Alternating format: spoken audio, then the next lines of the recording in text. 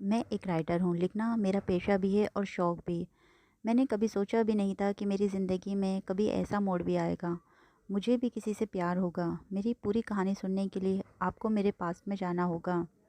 ये उस समय की बात है जब एक नामी कॉलेज में मैं एक लेक्चरर अपॉइंट हो गया था। अब मेरे लिए बहुत से रिश्ते देखे जा रहे थे, लेकिन कोई मेरी बहन को पसंद नहीं आता तो कोई मेरी माँ को। अगर उन दोनों को पसंद आ जाता तो मैं कोई कमी निकाल देता था। मुझे बहुत सी लड़कियों की तस्वीरें दिखाई गई थी। बहुत लोग हमारे घर आए, मुझे देखते ही पहली नज़र में ही पसंद कर लेते थे। मैं बहुत होशियार था और शक्ल सूरत भी प्यारी थी। मैं कॉलेज में लेक्चरर था। सब मुझे प्रोफेसर कपिल कहकर बुलाते थे। उससे मेरी मुलाकात क्या हुई, मेरी ज़िंदगी बदल गई। मैंने उसे देखा तो नहीं था, लेकिन उसने मुझे देखा था।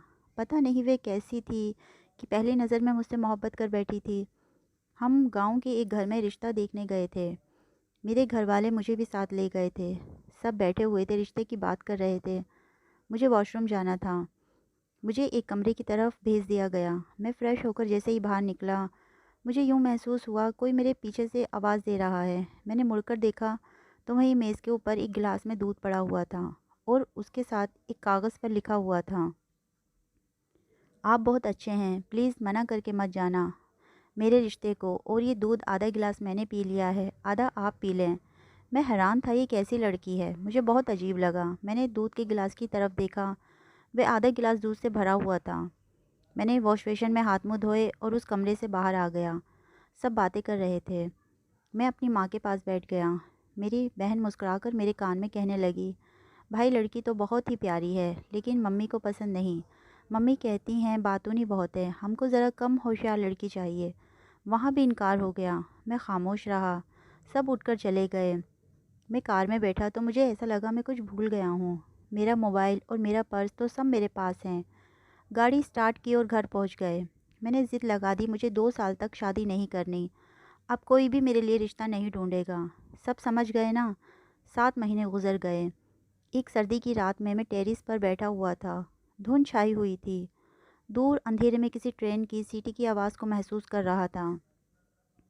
पास में दरिया था। पानी की झिलमिलाहट को सुन रहा था। इतने में मेरे व्हाट्सएप पर मैसेज आया। मैंने मैसेज पढ़ा तो मुझे बहुत हैरानी हुई। ऐसा मैसेज मुझे करने वाला कौन हो सकता है भला। फिर सोचा कोई स्टूडेंट होगा, मैंने इग्नोर कर दिया। फिर एक दिन दिल वाला इमोजी आया। साथ में लिखा था, आप प्रोफेसर कपिल है ना।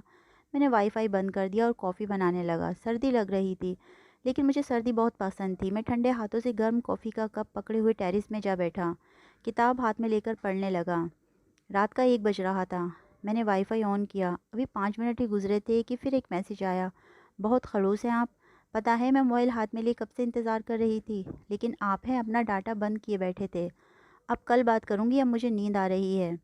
वैसे आप प्रोफेसर कपिल ही हैं ना। मैं बहुत हैरान था, ये कौन है। मैंने इग्नोर कर दिया, सोने चला गया। सुबह सुबह ही मोबाइल की घंटी बजने लगी। मैंने देखा उसी नंबर से बार बार कॉल आ रही थी। मैंने कॉल अटेंड की। उसने जैसे ही हेलो बोला, मैंने बदतमीज़ी से बात की, कौन हो भाई तुम और क्यों कॉल कर रहे हो बार बार। उसने कॉल बंद कर दी और साथ ही मैसेज आया, आप गुस्सा क्यों कर रहे हो, मैं तो बस आपको जगा रही थी कि उठकर कॉलेज जाने के लिए तैयार हो जाइए। मैंने उसका नंबर ब्लॉक कर दिया। मैं उठ गया और मॉर्निंग वॉक पर चला गया। घर आया, नाश्ता किया, कॉलेज के लिए रवाना हो गया। मैं बच्चों को पढ़ा रहा था, लेकिन न जाने क्यों बार बार उस मैसेज का ख़्याल मेरी तरफ जा रहा था। मैंने पीरियड लिया और ऑफिस से वहाँ आ गया। वहाँ पर न्यूज़पेपर पढ़ने लगा। 1 महीना गुजर गया, उसका नंबर ब्लॉक ही था। मैं व्हाट्सएप देख रहा था कि उसकी मैसेज सामने आए। दिल में ख़्याल आया, देखूँ तो सही वह कौन है जो मैसेज करता है मुझे। उसका नंबर अनब्लॉक किया। वह नंबर अनब्लॉक होते ही ऑनलाइन नज़र आया, लेकिन कोई मैसेज नहीं था।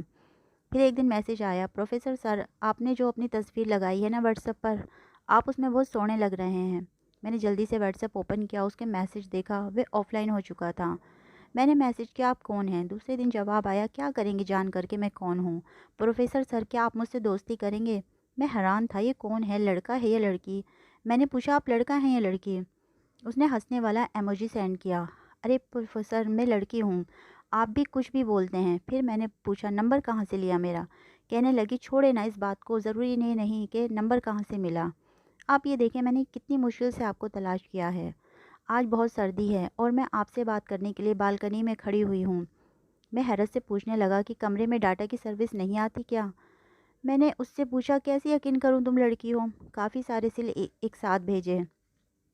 मैं आपके लिए सर्दी में खड़ी हूँ, क्या ये काफ़ी नहीं है? ये कहकर वे ऑफ़लाइन हो गई। 2 दिन तक ऑनलाइन नहीं हुई। फिर रात 11 बजे मैसेज आया, 2 दिन गुज़र गए हैं। प्रोफ़ेसर सर बड़े बेवफ़ा हैं आप, 2 दिन में पूछा भी नहीं आपने मैं कहाँ हूँ, मैसेज क्यों नहीं किया? मैंने भी ज़रा नखरे दिखाते हुए कहा, तुम पहले मुझे अपनी आवाज़ सुनाओ फिर बात करूँगा। उसने जल्दी से एक वॉइस मैसेज किया, प्रोफ़ेसर सर सुन लो मेरी आवाज़ में लड़की हूँ और कसम से बंदा किसी का हाल पूछ लेता है। आप तो बहुत बुरे हैं। ये मैसेज करके वे ऑफ़लाइन हो गई। मैंने उसकी आवाज़ सुनी तो उसकी आवाज़ बहुत खूबसूरत थी, ऐसी थी कि मुर्दे में जान डाल देती। इससे पहले मैं कुछ कहता उसने डाटा बंद कर दिया। मैंने कॉल की लेकिन नंबर फिर भी बंद था। मुझे गुस्सा आ रहा था, बहुत अजीब लड़की है, बात करते करते गायब हो जाती है। अब मुझे उसका इंतज़ार रहने लगा था, न जाने कितनी बार मोबाइल देखता उसका मैसेज आया है या नहीं। वह बहुत अजीब सी थी। इस बार तो 10 दिन गुजर गए थे। मुझे बहुत गुस्सा आ रहा था, 1000 बार नंबर मिलाया था उसका। उस दिन सुबह सुबह मैसेज आया, प्रोफेसर सर मुझे पता है आप मुझे बहुत याद कर रहे थे। मैंने नाराज़गी दिखाते हुए मैसेज देखकर रिप्लाई नहीं किया। उसका मैसेज फिर आया, प्रोफेसर सर आप कितने सीधे लगते हैं। मैं गुस्से में भी मुस्कुरा दिया। मैंने कहा, 10 दिन तक बात नहीं करती हो, बात करते करते गायब हो जाती हो। अब बात करोगी या फिर चली जाओगी? वे प्यार से बोली, प्रोफेसर सर सच में मेरे बिना। मैं बात काटकर बीच में बोला, मुझे प्रोफेसर सर नहीं कपिल कहा करो। उसने शर्माने वाला इमोजी भेजा और लिखा, नहीं मैं आपको कपिल नहीं प्रोफेसर सर ही कहूँगी। फिर जल्दी से दूसरा मैसेज किया, अच्छा मैं नाश्ता बना लूँ फिर रात को बात करूँगी। मेरे भाई बहुत गुस्से वाले हैं। ठीक है मैंने वादा लिया, रात को तो आ जाओगी ना? वे दिल का इमोजी भेजकर ऑफलाइन हो गई। मैं नहीं जानता था कि उसमें ऐसा क्या था कि मुझे पल पल उसकी याद सताने लगी थी। उसका इंतज़ार रहता था। वे बहुत चुलबुली सी थी। चाहे हम दोनों के बीच कुछ मैसेजेस में ही बात होती थी, फिर भी दिन था कि साल बराबर हो गया था। रात हुई, मैसेज आया, मैं बहुत थक गई हूँ। मैंने पूछा, क्यों आज ऐसा क्या काम किया है भला? कहने लगी, अरे काम नहीं किया, आज मैं घूमने गई थी, गोलगप्पे भी खाकर आई हूँ। तुमको पता है मुझे बहुत पसंद है गोलगप्पे, कभी खाए हैं खट्टा पानी डालकर? वे बोलती जा रही थी। मैंने पूछा, सुनो एक बात मानोगी मेरी? वो कहने लगी, अरे प्रोफेसर सार बस जान मत मांग लेना, बाकी जो कहोगे मान लोगी। ने भी मुस्कुराकर कहा, नहीं जान नहीं चाहिए, बस एक बार मुझे अपनी तस्वीर दिखा दो। फिर बहुत हंसी और कहने लगी, अरे प्रोफेसर सर छोड़ो ना देखने को, देखकर क्या करोगे? बस इतना बता देती हूँ, मैं बहुत सोहनी हूँ, बिल्कुल गुड़िया की तरह। मुझसे कहने लगी, आपने शादी कर ली क्या? मैंने झट से जवाब दिया, नहीं मुझे कोई मिली ही नहीं, कोई ऐसी जिसको मैं अपना बना सकता। उससे पूछा, तुम बताओ तुमने शादी कर ली? वह उदासी से बोली, मुझे कोई ऐसा मिला ही नहीं जो मुझे अपना बना सकता। फिर बात बदल दी। उसने शरारत करते हुए कहा, आप तो इतने अच्छे हैं, आपके लिए तो अच्छी से अच्छी लड़की हाँ बोल देगी। मैंने उससे पूछा, तुमने मुझे देखा है? हाँ देखा है ना, लेकिन बार बार देखने को दिल करता है। बात करते करते वे फिर ऑफलाइन हो गई। मैंने टाइम देखा, रात के 2 बज रहे थे। उसके साथ टाइम कब गुजर गया पता ही भी नहीं चला।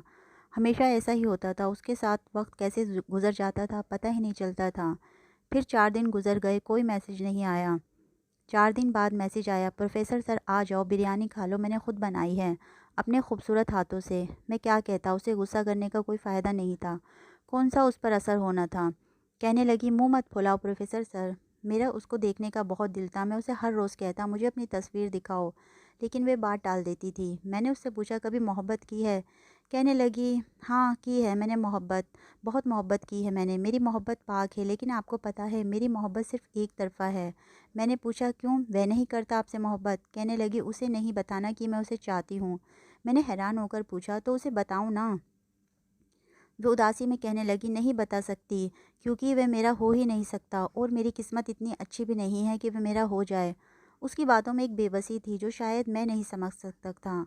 आप जानते हैं मुझे उससे बात करते हुए 7 महीने हो गए थे, लेकिन उसने अभी तक मेरा नाम भी नहीं पूछा है।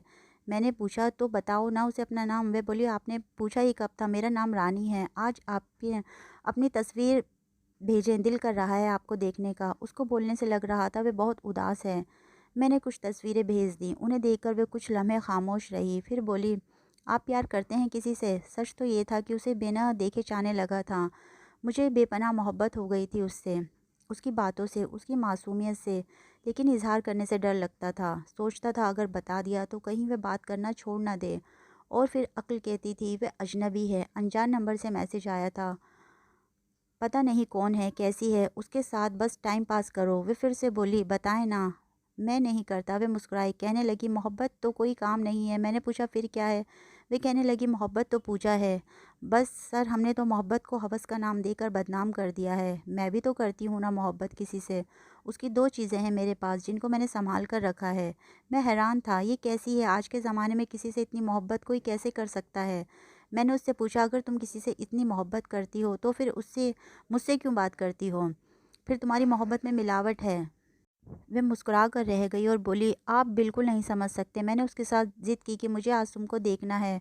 वे मुझे प्यार से समझाने लगी, आपको मेरा भी दिल करता है आपको अपनी तस्वीर दिखाऊं, लेकिन फिर मैं जिससे मोहब्बत करती हूँ उसके साथ धोखा होगा ना। मैं ही उसकी बात सुनकर खामोश हो गया। उसके लिए मेरी मोहब्बत और बढ़ गई। फिर मुझसे वादा करते हुए बोली, प्रोफेसर सर, वादा है एक दिन मैं आपको अपनी तस्वीर ज़रूर दिखाऊंगी, अपनी मोहब्बत के बारे में बताऊंगी, लेकिन आप ज़िद नहीं करोगे मुझे देखने की। मैंने सब्र कर लिया। मैंने सोचा 2 साल से उसको बिना देखे मोहब्बत कर रहा हूँ, लेकिन दूर होते हुए भी वह मेरी सांसों से भी ज़्यादा करीब थी। अब तो ये हालत थी कि मैं उसके बिना ज़िंदगी जीने के बारे में सोच भी नहीं सकता था। बारिशों का मौसम था, बारिश बहुत तेज़ हो रही थी। उसने मुझे मैसेज किया, कहने लगी, प्रोफेसर सर आ जाएं, मैंने पकोड़े बनाए हैं, खा लीजिए। उसने अपने हथेली पर पकोड़े रखकर तस्वीर भेजी थी। उसके हाथ बहुत ही खूबसूरत थे। मैंने उसकी 100 बार तारीफ़ की। वे कहने लगी, कंजूस प्रोफेसर सर, आप तो कभी पूछते भी नहीं, बुलाते ही नहीं। मजाल है कि बंदा कभी किसी चीज़ के लिए पूछ ले। मैं हंस दिया। वे मुझे बताने लगी, मैं कुकिंग बहुत अच्छी कर लेती हूँ, हर तरह के खाने बना लेती हूँ। मेरा सपना है, मेरी शादी होगी तो मैं सारा कुकिंग का सामान अपनी पसंद का ख़रीदूँगी, किचन सजाऊँगी, फिर हर रोज़ एक नए मज़े की डिश बनाया करूँगी। उसकी मासूम बातों पर मुझे बहुत प्यार आता था। वे कहने लगी, मेरा दिल करता है मैं बहुत अमीर हो जाऊं, फिर मैं वर्ल्ड टूर पर जाऊं, अमेरिका लंदन घूमने जाऊं। ये बात करते करते वो बोली, आपको सरसों का साग पसंद है क्या? मैं हंस दिया, रानी तुम अमेरिका लंदन से सीधा साग पर आ गई। मैंने आज साग बनाया था ना, इसलिए सोचा आपसे भी पूछ लूं। फिर वे अचानक से गायब हो गई। 2 महीने गुजर गए। मुझे पता है मैं कितना रोया था, उसके लौट आने की कितनी प्रार्थना की थी। पूरे 2 महीने बाद वे ऑफलाइन ऑनलाइन हुई। वॉइस मैसेज किया, प्रोफेसर सर माफ़ी मांगती हूँ, बस किसी वजह से आपके साथ बात ना कर सकी। आपको मेरी कसम अब कोई सवाल नहीं करेंगे। इस बार मैं कहना तो बहुत कुछ चाहता था, लड़ना चाहता था, उसको डांटना चाहता था, लेकिन खामोश रहा। अच्छा सुनिए, देखिए मौसम कितना प्यारा है। मैंने कहा, देखो बस मैंने कसम खा ली, तुमने आज तस्वीर ना भेजी तो बस यहीं पर सब ख़त्म। वे मुस्कुराकर बोली, फैसला मुश्किल था, लेकिन गुस्से में कह दिया। वे कुछ लिख रही थी कि मैंने ब्लॉक कर दिया, उसका नंबर ब्लॉक कर दिया। मेरी माँ बहुत बीमार थी, एक रिश्ता आया मेरे लिए। मैं जब रानी के सपने देख रहा था तब किसी दूसरी लड़की का रिश्ता आया। माँ ने मेरी तरफ देखा, बेटा मेरी आखिरी ख्वाहिश ये समझ लो, इस लड़की से शादी कर लो। मैं रानी के बारे में बताना तो चाहता था, लेकिन उसे देखा तक नहीं था, क्या कहता। माँ की हालत देखकर शादी के लिए हाँ कर दी। मंगनी हो गई। दिसंबर का महीना था। मेरे दिल में दर्द सा होने लगा था। मुझे रानी की बहुत याद आ रही थी। जल्दी से मोबाइल उठाया, उसका नंबर अनब्लॉक किया, उसे मैसेज किया, रानी बहुत याद आ रही हो। उसने कुछ देर बाद रिप्लाई किया, गोलगप्पे खा लो कंजूस, आ जाओ। मैंने सॉरी कहा। कहने लगी, सॉरी क्यों, मुझे पता था तुम ज़रूर आओगे, और आप सही बात पर नाराज़ हुए थे। बिना मतलब बिना देखे कोई 2.5 साल तक किसी से बात कर सकता है क्या? मैंने उसे बताया मेरी शादी है। कहने लगी, कब है? मैंने कहा, अभी तारीख फ़िक्स करनी है। वह मुस्कुराकर बोली, 2 जनवरी की डेट रख लो, मेरी बात मान लो। मैंने गुस्से से कहा, क्यों 2 जनवरी ही क्यों? उसने कहा, मैं कह रही हूँ इसलिए।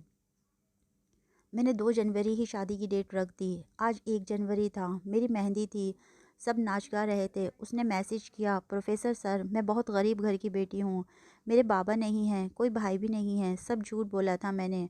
बस हम 2 बहनें हैं, बड़ी की शादी हो गई है और मुझे कोई पसंद नहीं करता। मेरी माँ स्कूल टीचर है।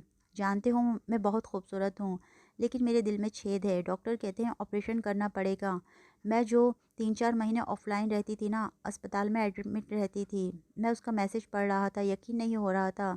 कहने लगी, मैंने अभी अभी मेडिसिन खाई है, नींद आ रही है, तुम अपनी मेहंदी इंजॉय करो। मैं उससे बात करना चाहता था, लेकिन वह सो गई। रात भर ढोल बजता रहा, सब नाच गा रहे थे।